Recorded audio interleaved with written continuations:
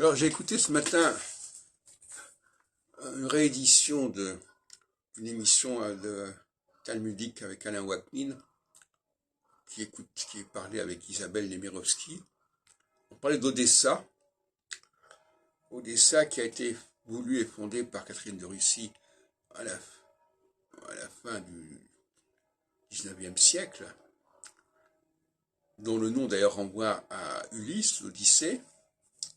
Ça a été très bien dit, cette émission, qui avait été donnée il y a un an.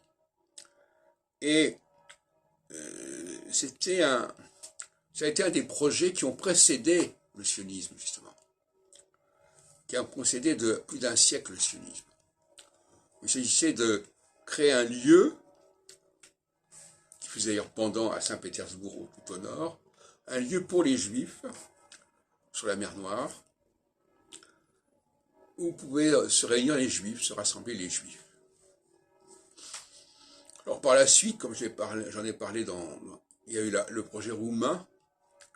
D'ailleurs dans les deux cas, il s'agissait de territoires repris de l'Empire ottoman. Odessa a été reprise par les Russes sur l'Empire ottoman, et la Roumanie a été reprise aussi sur l'Empire ottoman.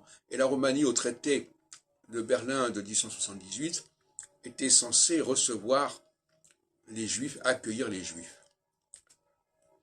Tout ça, Odessa et la Roumanie, ont été deux tentatives de rassembler les Juifs sur les dépouilles de l'Empire ottoman. Et d'ailleurs, la Palestine est aussi quelque chose qui appartient aux dépouilles de l'Empire ottoman.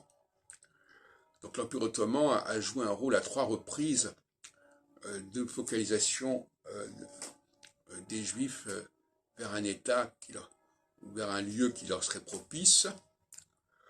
Mais je rappelle quand même que Herzl disait qu'il n'y avait pas que la Palestine, il y avait aussi l'Argentine. J'en parle d'autant plus que mon grand-père Edmond Carcassonne a émigré en Argentine.